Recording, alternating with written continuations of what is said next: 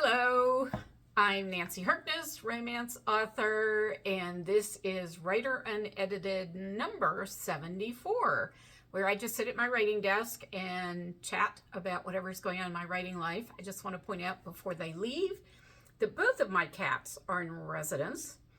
Moby is sitting up, Skoda is lying down.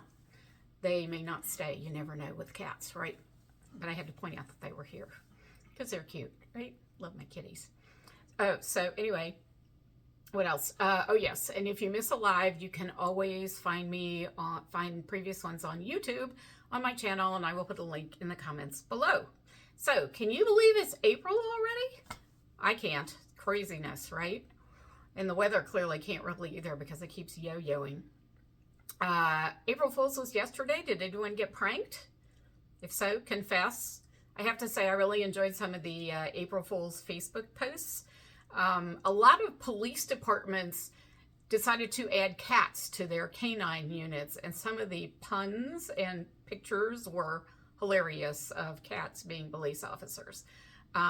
Needless to say, they probably don't make very good ones because they spend a lot of their time sleeping like Skoda. But it was still, they were very cute. And then there was one from New York City, probably the Tourist Bureau or something, that said they had decided to ease traffic on Fifth Avenue by turning it into a canal, and people would use gondolas to get up and down it. And the photoshopped image of that was pretty entertaining, I have to say. There were some other funny ones too, but now I can't remember them, of course, because brain dead. I have to show you, I'm so happy I cut my first bouquet of daffodils from my garden yesterday. Yesterday. Aren't they pretty? I love daffodils. You know how I love daffodils. You know that saying about hyacinths to feed your soul? Growing daffodils feeds mine, and they're such great flowers, so satisfying because they come back year after year, stronger and stronger all the time. So pretty, right? Gail says, couldn't find your Facebook. Stars were misaligned. Yeah, that happens, right? The stars do get confused sometimes. So I was going to ask who else has daffodils or other spring flowers popping up. Crocus. There's some forsythia blooming. I was in Virginia recently, and of course, their cherry blossoms are all blooming. Sally wants to know what the difference between daffodils and jonquils is. I have no idea. I mean, these are technically not even daffodils. They're narcissus, right? Narcissi. But I grew up calling them daffodils, so I just threw them all into that category. And actually, there were people who called them jonquils where I grew up. So I don't know if it's the same name. It's different names for the same flower or what. Sally says, we have wild ones in the park, which is why I'm contemplating the difference. Probably somebody planted those, or the squirrels did. When I was driving down to Virginia last week, I noticed that all along the highways down as you got farther into Virginia, there were just drifts of daffodils, but clearly they were planted there deliberately, and they were glorious and beautiful, and I loved them. Does anybody remember when Lady Bird Johnson was First Lady, and her project, you know, those First Lady projects that they do, was to beautify highways, and they planted all kinds of wildflowers while Johnson was in office. And to be fair, they're lovely. I mean, I think that's a very worthy project, frankly. I enjoyed it anyway. So Sally says, I thought daffodils were a subset of narcissus. Possibly. I don't know. These ones are definitely narcissus, because when I buy the bulbs, I'm buying narcissus bulbs. So Sally says, I blame squirrels. Yeah, squirrels relocate bulbs sometimes. Although not mine so much. I don't really have a problem with the squirrels. Probably because I feed them, so they don't need to eat my bulbs.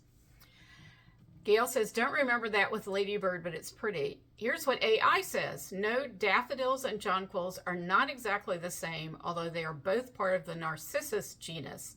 And jonquils are a specific type of daffodil. I have to do Seymour here. Known for their slender leaves, multiple small fragrant flowers, and a more intense fragrance than most daffodils. Thank you, Gail. Now we know. So Narcissus is the big group, and then there are daffodils and jonquils within that group. And Sally says, Make America Beautiful was that Ladybird's motto. Might have been.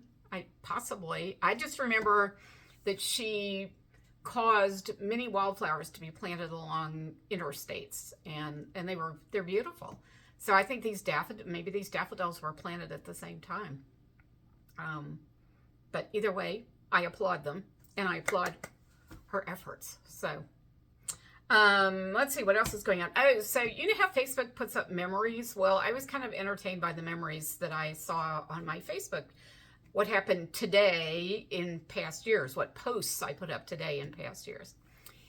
Eve Allen says, out of curiosity, what are you reading lately? Let me get back to that, Eve.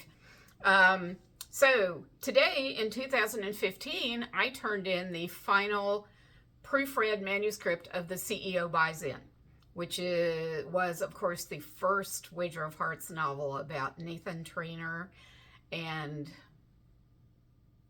Chloe. Gosh, what was her last name? I can't remember her last name now. That's terrible, isn't it? So that was the start of the Wager of Hearts series, and that is The CEO Buys In is far and away my best-selling book ever. So that was kind of a fun marker. In 2018, get this, today in 2018, we had a blizzard. Yes, a blizzard, like 8 inches of snow. The pictures from my feed are mind-boggling that I posted. So I'm going to stop complaining that it's 52 degrees out or 53 degrees out. That's a lot better than a blizzard, so not complaining. And finally, in 2019, today was release day for Second Act, which is the second full-length novel in my Second Glances series. And this is the book where the veterinarian's the heroine. I actually really love this book. I wish it had sold better. It just didn't. Where it's the veterinarian and the movie star. So, and it's part of the Canine Angels series. Well, Second Glances Canine Angels series. Gail says I'm frozen. I hope I unfreeze soon. I'm not frozen on my end, but that doesn't mean anything, and I don't honestly know what to do about it. So I'm just going to keep talking and hope it fixes itself. Eve asked, out of curiosity, what are you reading lately? Okay, this is going to sound weird, but I am reading a ton of science fiction. Actually, I often read a ton of science. Oh, Gail says I'm back. Yay! And Sally says not present here. Yay! Good.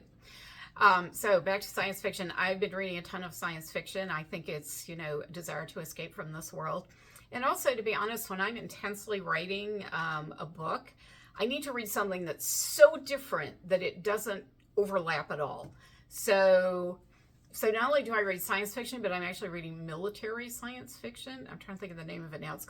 The series is called The Lost Fleet, and it's by Jack Campbell, who is a Naval Academy graduate, like my dad was, and who's actually a really good writer.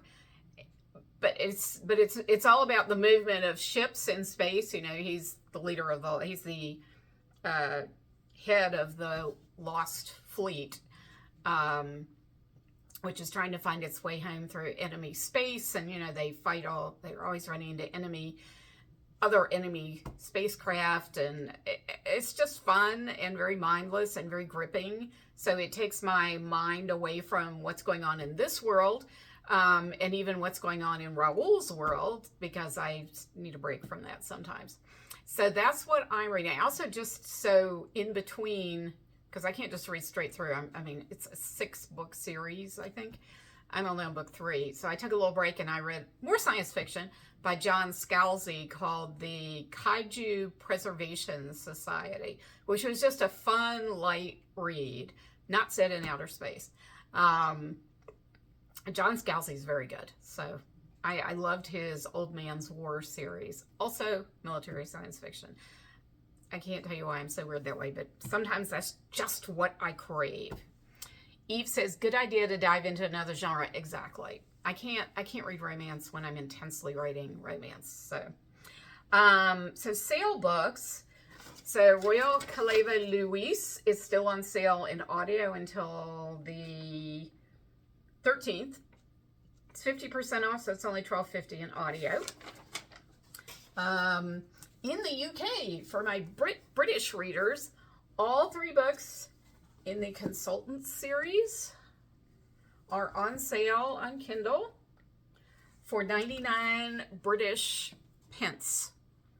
And in the US, on sale on Kindle are the first two books in my Whisperhurst series, Take Me Home and Country Roads. And they are on sale for $2.49 all month. Don't ask me why they didn't put the third book in the series on sale. My publisher makes these decisions, not me. Eve says, might try some. You know, it's, I like it as a break. I like the military science fiction.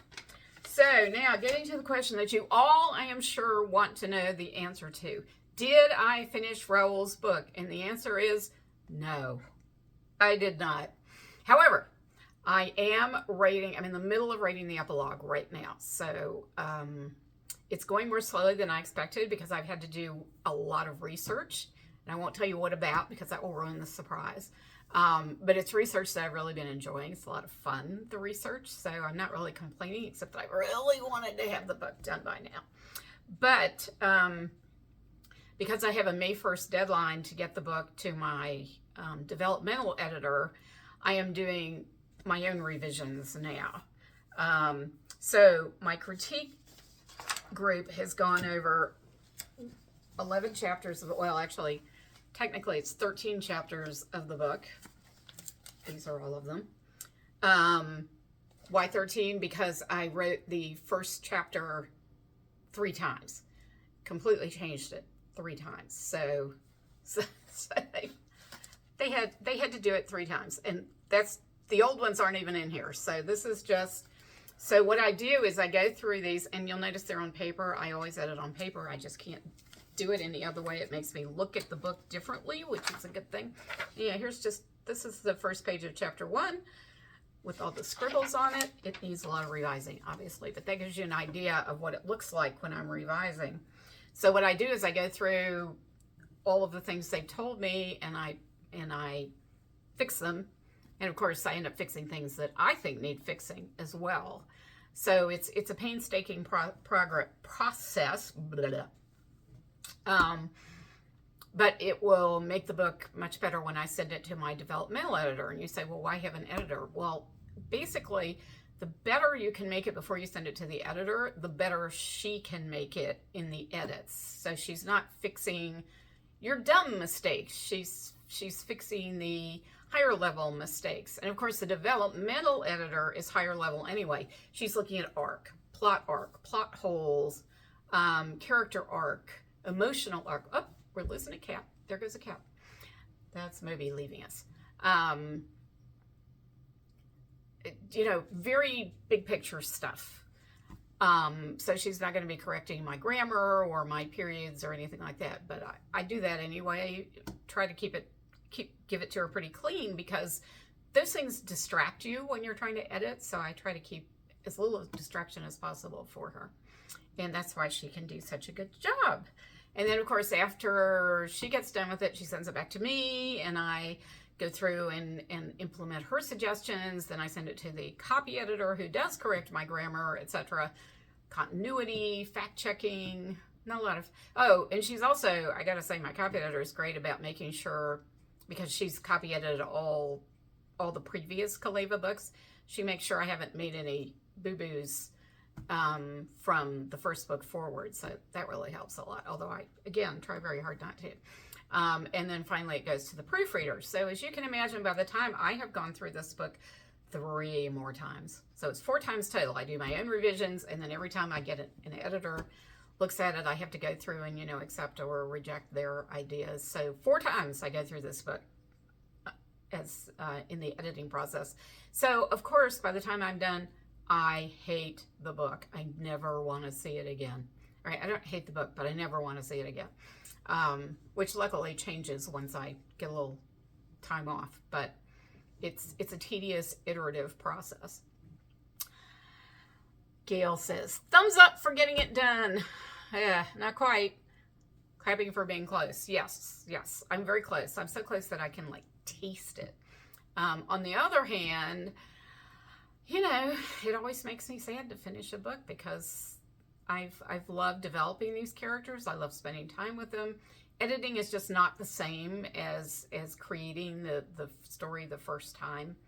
I don't object to editing, but it's not the fun part for me. It's the work part where I make the book better, but you know, it already sort of is what it is, and there are no surprises anymore. So I guess that's my issue, because being a pantser, not having an outline, not working with an outline, part of the fun for me is the surprise. What's going to happen next, right? So, okay, so that's pretty much all I have, I think. Oh, next week, I have to move the live to 7 p.m. Eastern Time because I have book club in the afternoon.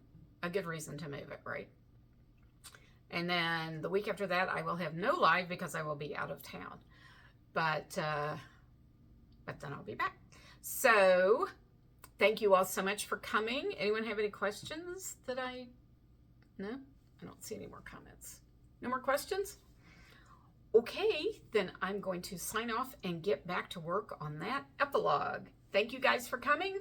So good to see you, hear from you, read your comments. Take care, and may it be spring where you live.